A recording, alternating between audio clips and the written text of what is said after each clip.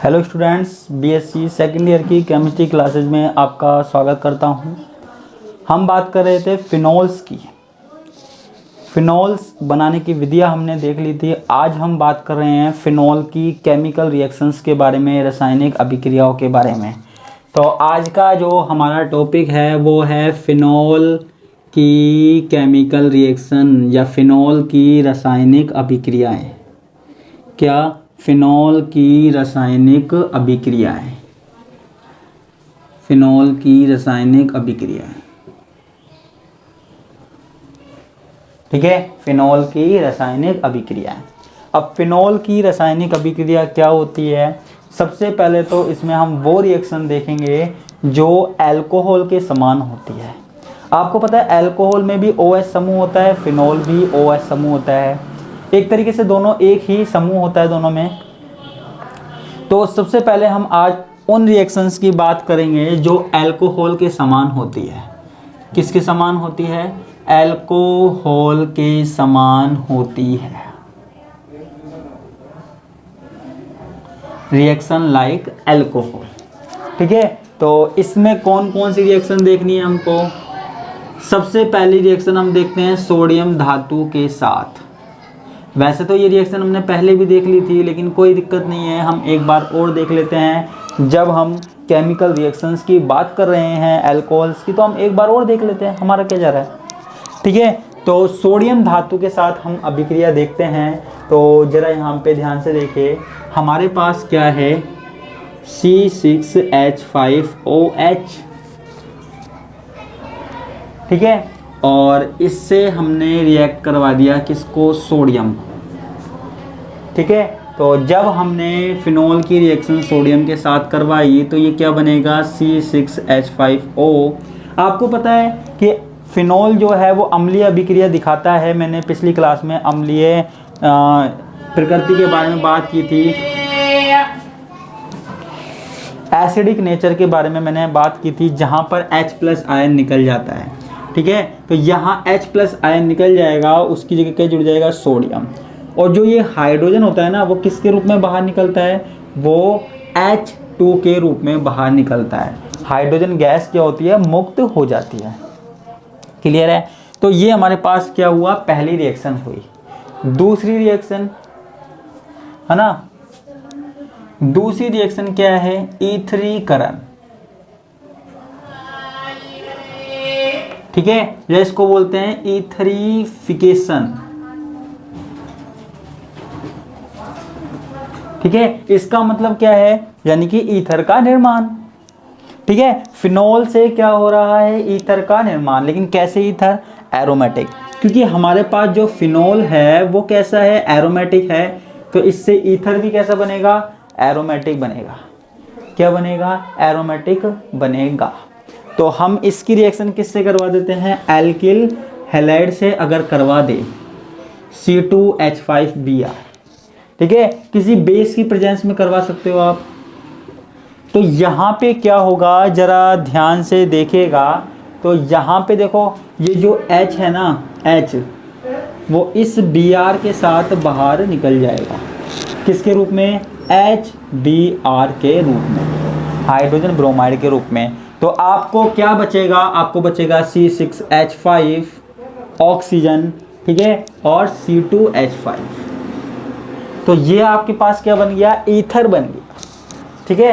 क्या बन गया? ईथर बन गया, ठीक है। इसको फेनिटोल भी बोलते हैं या एथोक्सी बेंजीन भी बोलते हैं, कई नाम है इसका। इसको एथोक्सी बेंजीन भी बोलते हैं, ठीक है, या फेनिटोल भी बोलते हैं, कोई दिक्कत नहीं है। तो ये क्या हो गया? ईथरीफिकेशन हो गया, ईथरीकरण हो गया। क्लियर है? तो ये हमारे पास दो रिएक्शन हो गई, और रिएक्शन भी हम पढ़ रहे हैं, ठीक है। तो ये रिएक्शन, दो रिएक्शन हुई, आगे देखते हैं हम।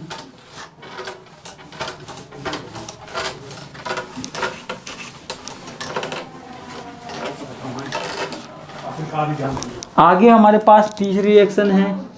तीसरी रिएक्शन हमारे पास किसके साथ है? फास्फोरस हैलाइड के साथ अभिक्रिया।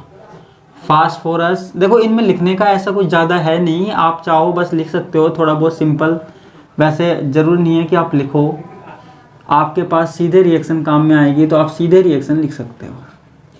तो हम किसके साथ करवा रहे हैं, फास्फोरस हैलाइड के साथ क्रिया करवा रहे हैं। तो जरा यहाँ पे देखिएगा, यहाँ हमारे पास क्या है, फिनोल है C6H5OH, ठीक है। इसकी रिएक्शन मैंने किससे करवाई, PCl5 से करवाई, ठीक है। किससे करवाई, PCl5 से करवाई। तो अब यहाँ देखिए, ये जो इसका एक OH ग्रुप है वो निकल जाता है, इसकी जगह क्या जुड़ जाता है, Cl जुड़ जाता है। तो ये क्या बन जाता है, C6H5Cl, ठीक है। क्या बन जाता है, C6H5Cl यहाँ पे बन जाता है।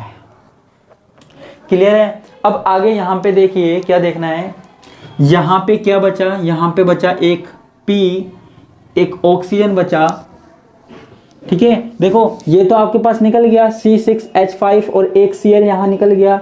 फिर यहाँ पे क्या बचा, 4 Cl बचे, एक फास्फोरस बचा और क्या बचा, और OH बचा, ठीक है। तो यहाँ पे हमारे पास ये जो फास्फोरस है वो एक ऑक्सीजन और 3 Cl के साथ निकल जाता है, यानी कि POCl3 के रूप में बाहर निकल जाता है, ठीक है। ये रिएक्शन मैंने आपको पहले भी कई बार बताई है। और साथ में हमारे पास क्या निकलता है, एक H और एक Cl, तो ये HCl के रूप में भी बाहर निकल जाता है। तो C6H5Cl POCl3 प्लस HCl, तो ये आपके पास क्या बन जाता है, ये आपके पास क्या बन जाता है, हैलाइड बन जाता है, ठीक है। ये आपके पास क्या बन जाता है, हैलाइड बन जाता है, ठीक है। हेलोबेंजीन भी बोलते हैं इसको, या इसका नाम क्या है, क्लोरोबेंजीन है इसका नाम, क्लोरोबेंजीन, क्लोरोबेंजीन, ठीक है। इसका नाम क्या हुआ, क्लोरोबेंजीन हुआ, ठीक है। और रिएक्शन देखते हैं, और रिएक्शन कौन सी देखते हैं, अगली रिएक्शन देखते हैं। अगली रिएक्शन हमारे पास किसके साथ है, अमोनिया के साथ। जानते हो अमोनिया क्या होता है, NH3 के साथ, ठीक है। अमोनिया के साथ, अमोनिया के साथ रिएक्शन करवानी है तो यहाँ क्या होता है,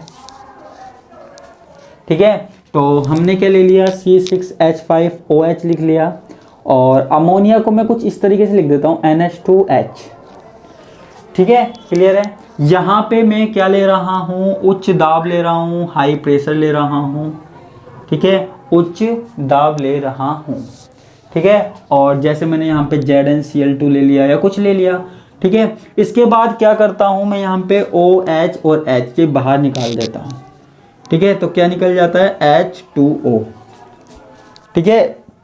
और बाकी का हमारे पास क्या बचता है, C6, जरा चेक कीजिए, C6H5, ठीक है, और NH2,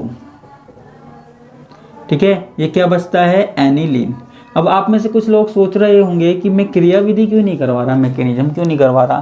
देखो सीधी सी बात है, इनमें से आधे से ज़्यादा की मैकेनिज्म आप अल्कोहल में देख चुके हो, ठीक है। और जहाँ पे मैकेनिज्म की ज़रूरत पड़ेगी वहाँ मैं मैकेनिज्म क्रियाविधि करवाऊँगा, और जहाँ ज़रूरत नहीं है वहाँ कोई फ़ायदा नहीं है, इसलिए मैं नहीं करवा रहा, ठीक है। जहाँ जरूरत पड़ेगी मैं खुद करवाऊंगा सामने से, है ना, आपको टेंशन लेने वाली बात नहीं है। तो यहाँ क्या बन जाएगा, एनिलीन बन जाएगा, C6H5NH2, ठीक है। क्लियर है। अब आगे हम करते हैं, ये मैं मिटा देता हूँ, 4 रिएक्शन हो गई। क्लियर है। आगे देखते हैं।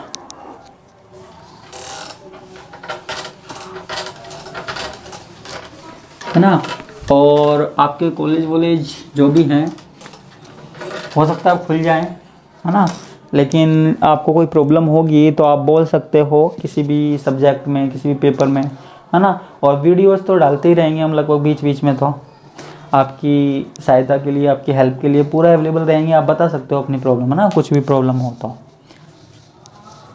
अब आगे हम बात करते हैं, अगली रिएक्शन की। तो हमारे पास 4 रिएक्शन हो गई थी, है ना। अब हम 5वीं रिएक्शन की बात कर रहे हैं। 5वीं रिएक्शन क्या है, एस्टरीकरण,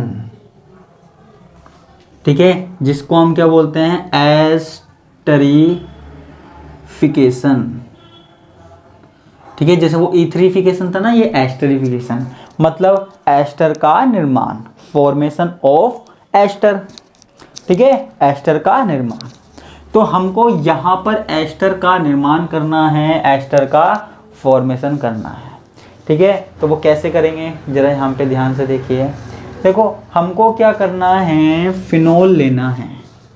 ठीक है, फिनोल लेना है। फिनोल की रिएक्शन हमको किससे करवा देनी है, CH3COCl, यानी कि एसिटिल से जो बना हुआ है ना, एसिटिल डेरिवेटिव, किसी भी एसिटिल व्युत्पन्न या एसिटिल डेरिवेटिव से करवा दो जो CH3CO ग्रुप से बना हुआ हो। ठीक है, तो हमको कोई दिक्कत नहीं है। ठीक है, तो अब हम यहाँ पे देखते हैं। ठीक है, तो यहाँ मैं लिखता हूँ फिनोल, मतलब कोई भी एसिटिल, इसको क्या बोलते हैं, एसिटिल क्लोराइड बोलते हैं ना। फिनोल एसिटिल क्लोराइड के साथ क्रिया करके, क्लोराइड के साथ क्रिया करके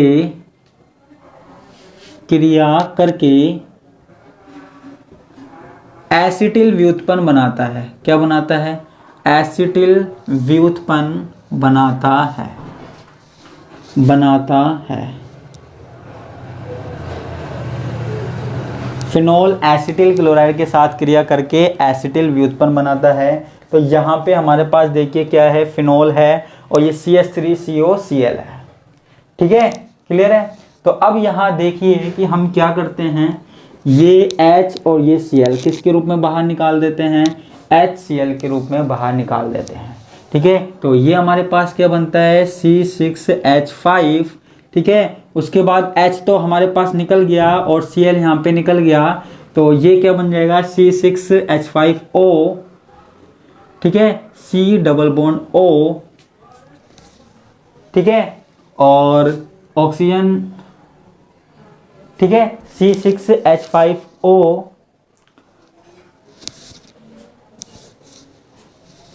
ठीक है, और यहां पे हमारे पास क्या बन जाएगा, CH3।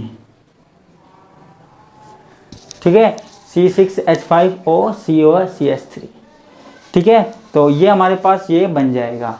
क्लियर है, ऐसे हम बना सकते हैं। या फिर हो सकता है आपको बुक में ऐसे लिखा हुआ मिले, C6H5O CO CH3। ठीक है, आपको बुक में ऐसा भी लिखा हुआ मिल सकता है, तो कोई दिक्कत वाली बात नहीं है। ठीक है, इसको हम क्या बोलते हैं, इसको हम बोलते हैं एसिटोफिनोन।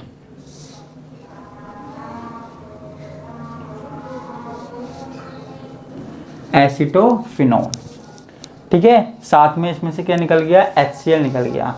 तो ये पूरा मेथड हमारे पास क्या कहलाता है, एस्टरीकरण कहलाता है। क्या कहलाता है बच्चों, एस्टरीकरण कहलाता है। क्लियर है। तो ये हमारे पास कौन सी रिएक्शन हो गई, ये हमारे पास 5वीं रिएक्शन हो गई। अब हम आगे देखते हैं, आगे भी रिएक्शन देखते हैं। देखो अभी यहाँ पे आगे कई ऐसी रिएक्शन आने वाली है जिनकी आपको मैकेनिज्म करनी है। ठीक है, मैकेनिज्म करनी है, तो इसको मिटा देते हैं। क्लियर है।